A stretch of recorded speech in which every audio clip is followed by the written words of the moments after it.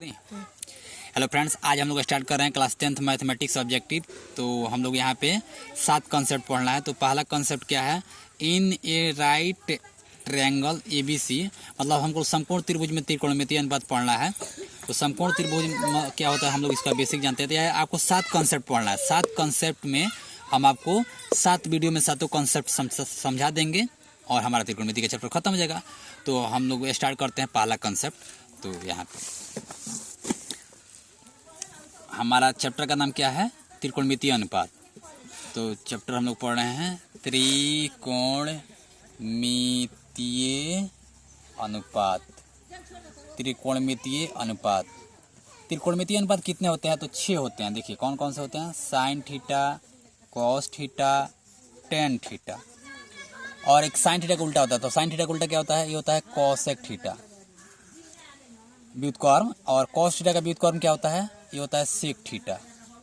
Tan theta का व्युत्क्रम क्या होता है, तो टेन थीटा का व्युत्क्रम होता है कॉट थीटा, यानी टेन थीटा का उल्टा।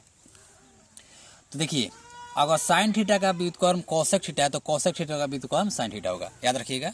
हम तो यहाँ पे हम आपको बता देना चाहते हैं कि जैसे और कोई पूछे ए का व्युत्क्रम निकालिए, ए का व्युत्क्रम बताइए, ए का व्युत्क्रम क्या होगा, तो ये हो जाएगा 1/a। और 1/a का व्युत्क्रम कोई पूछे तो क्या होगा, यहाँ पे आप याद रख रहिएगा, बता देते हैं। a/b का व्युत्क्रम, तो ये हो जाएगा b/a। तो ये पहला नोट हो गया हमारा, ये हमारा दूसरा नोट हो गया। और ये तीसरा नोट, x का व्युत्क्रम y है तो y का व्युत्क्रम x होगा। याद रखिएगा कि अगर x का व्युत्क्रम y है तो y का व्युत्क्रम x होगा। उसी तरह अगर y का व्युत्क्रम x है तो x का व्युत्क्रम y होगा। तो इस पे कुछ क्वेश्चन बता देते हैं जल्दी से। जैसे कोई पूछे कि 3 का व्युत्क्रम बताइए, तो ये कैसा था, ए टाइप का, तो ये हो जाएगा 1/3। कोई पूछे कि 2/4 का व्युत्क्रम बताइए, तो ये हो जाएगा 4/2। हो गया आपका काम। व्युत्क्रम मतलब उल्टा है। कोई पूछे 2/4 का उल्टा बताइए, तो ये हो जाएगा 4/2। हम व्युत्क्रम को बार बार उल्टा बोलेंगे, तो आप ध्यान में रखिएगा, जब जब हम उल्टा कहेंगे तो समझिएगा कि हम व्युत्क्रम का बात कर रहे हैं। तो साइन थीटा का उल्टा क्या होता है, कोसेक थीटा। कोसेक थीटा का उल्टा क्या होता है, साइन थीटा। यानी साइन थीटा का व्युत्क्रम कोसेक थीटा, कोसेक थीटा का व्युत्क्रम साइन थीटा। तो देखिए साइन थीटा का जो फॉर्मूला होता है वो होता है P/H। तो कोसेक थीटा का फॉर्मूला क्या होगा, इसी को उलट दीजिए। तो साइन थीटा को उलटिएगा तो क्या हो जाएगा, 1/sin थीटा। इसको उलटिए तो इसको उलटने पर क्या मिलेगा, H/P। यानी साइन थीटा को उलटिएगा तो कोसेक थीटा मिलेगा, और कोसेक थीटा को जब आप उलटिएगा तो आपको क्या मिलेगा, साइन थीटा मिल जाएगा। उसी तरह अगर कॉस थीटा का फॉर्मूला होता है B/H, तो सेक थीटा का फॉर्मूला क्या हो जाएगा, कॉस थीटा को पलट दीजिए। तो कॉस को पलटिएगा तो ये हो जाएगा 1/cos थीटा। तो इसको भी पलट दीजिए तो ये हो जाएगा H/B। टेन थीटा का फॉर्मूला होता है P/B। तो कॉस थीटा का फॉर्मूला क्या हो जाएगा, टेन थीटा को पलट दीजिए तो 1/tan थीटा, यानी ये हो जाएगा B/P। तो आपको ये 3 ही याद रखना है। और ये 3 कैसे याद होगा, इसको उलट उलट के याद हो जाएगा। तो हमको त्रिभुज में पहचानना है कि P क्या है, B क्या है और H क्या है, समकोण त्रिभुज में पहचानना है। तो पहले आप फॉर्मूला याद रखिए। आप एक और बात याद रखिएगा, इसको ऐसे भी याद रख सकते हैं, प्यारे बेटा पप्पू हेलो हेलो बोल। आप ध्यान दीजिए कि साइन थीटा और कॉस थीटा में दोनों में जो हर है, हर मतलब ये जो नीचे वाला देखिए सेम है, यानी H है, दोनों में क्या है, H है। एक चीज़ और आप नोट कीजिए कि टेन थीटा जो है ना, ये होता है साइन थीटा बटा कॉस थीटा। आप इसको ऐसे भी लिख सकते हैं, साइन थीटा भागे कॉस थीटा। आप इसको ऐसे भी लिख सकते हैं, भागा, जिसे भागा कैसे बनता है आप याद रखिए, भागा कैसे बनता है। ये जो भागा है ना, डिवीजन, ये भागा के बाएं वाला को ऐसा लिख लेते हैं, लिख लीजिए कोई दिक्कत नहीं। भागा के जगह पे गुना लिखिए, लिख दिए। यानी 3 काम करना होता है। भागा कैसे बनता है बता रहे हैं कि भागा के बाएं वाला को ऐसे लिख देते हैं, वैसा ही लिख दिए, जैसा का तैसा लिख दिए। भागा के जगह पे गुना लिखिए, लिख दिए। भागा के जो दाएं हैं उसको पलट के लिखिए। तो कैसे पलटा जाता है आपको हम बता दिए हैं। तो कॉस थीटा को पलटिएगा तो ये हो जाएगा 1/cos थीटा, हो गया। तो देखिए अब इसके नीचे कुछ नहीं है, तो बट्टा के जोड़ घटाव गुना भागा जब भी आप पढ़िए नीचे कुछ नहीं दिखे तो आप एक मानिए, बस हो गया। ऊपर के ऊपर गुना हो जाएगा, तो ऊपर हो गया साइन थीटा।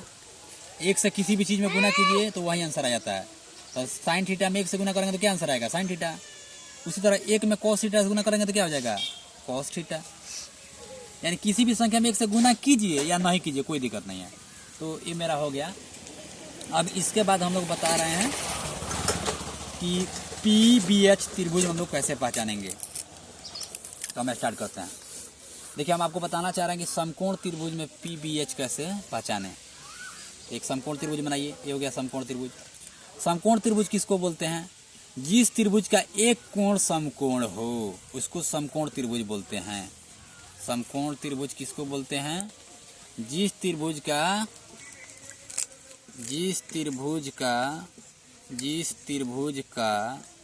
एक कोण कितना हो? समकोण हो, मतलब 90 डिग्री हो, उसको क्या बोलेंगे? समकोण त्रिभुज बोलेंगे। किसी भी त्रिभुज में दो कोण समकोण नहीं हो सकता है, याद रखिएगा। क्यों नहीं हो सकता है? क्योंकि त्रिभुज का तीनों कोणों का योग कितना होता है? 180। जब भाई तू 90 दोनों का 90 होगा तो इसको क्या मिला? कुछ नहीं। तो आई तीनों को तो कुछ ना कुछ मिलना चाहिए। तो किसी भी त्रिभुज में याद रखिएगा दो कोण समकोण नहीं होगा, क्योंकि अगर दो कोण समकोण हो जाएगा तो तीसरा कोण शून्य हो जाएगा, जो कि संभव नहीं है। तो याद रखिएगा कि किसी भी त्रिभुज में दो कोण समकोण नहीं होता। हम समकोण त्रिभुज पहचानना बताइए। किसी भी त्रिभुज को देखेंगे अगर कहीं 90 दिख गया तो बोलेंगे समकोण है। तो यहाँ पे 90 दिख गया, हो गया समकोण त्रिभुज। तो समकोण त्रिभुज में हमको पहचानना है PBH। तो P किसको बोलेंगे, B किसको बोलेंगे, H किसको बोलेंगे? तो देखिए आपको पहचानना है। देखिए एक PBH क्या है? त्रिभुज की भुजाएं है। PBH क्या है? त्रिभुज की भुजाएं। तो देखिए एक भुजा ये हो गया, एक भुजा ये हो गया और एक भुजा ये हो गया। इसका नाम हम लोग रख देते हैं, जैसे इसका नाम ABC। त्रिभुज में तीन भुजा होता है। कौन कौन? जैसे भुजा मतलब डनेर समझिए, खेत हो गया। खेत का डनेर क्या है? AB। तो AB एक डनेर हो गया, यानी भुजा हो गया। BC एक BC हो गया और एक AC। तो त्रिभुज में तीन भुजा है। तो इसी में हमको पहचाना है कौन P है, कौन B है, कौन H है। तो 90 के सामने हमेशा H होता है, तो हो गया H। यानी H का काम कौन कर रहा है? AC। अब देखिए P और B बदलता है किसके हिसाब से? थीटा के हिसाब से। तो हमको केवल H और P पहचानना है, बाकी जो बच जाएगा उसको B बोल देंगे। तो ये हो गया थीटा। तो थीटा के सामने हमेशा क्या होता है? P होता है। थीटा के सामने क्या होता है? P होता है। तो थीटा के सामने P हो गया, थीटा के सामने जाइए P हो गया।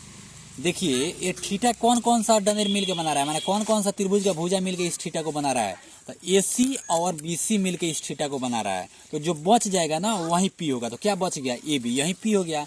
तो यहाँ पे हमारा AB जो है वो P का काम कर रहा है। ठीक। आज अब कौन बच गया? BC। तो जो बच जाएगा वो B हो जाएगा। कोई अगर इसको थीटा मानता तो क्या होता? तो देख लेते हैं। ABC।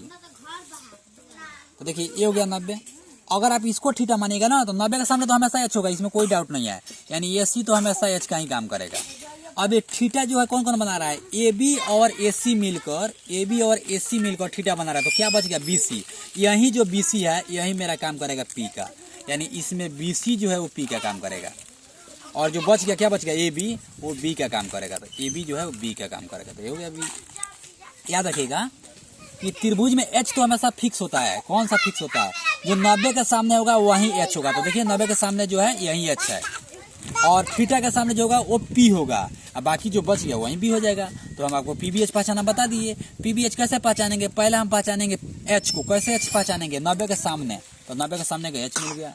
उसके बाद हम लोग P को पहचानेंगे कैसे? थीटा के सामने। थीटा के सामने का तो P मिल गया। बाकी जो बच गया वो हो गया B। तो हो गया। अब हम कुछ सवाल देते हैं, आप बताइए कि P कौन है, B कौन है, H कौन है? P कौन है, B कौन है, H कौन है? P कौन है, B कौन है, H कौन है? P कौन है, B कौन है और H कौन है? तो देखिए सवाल देते हैं।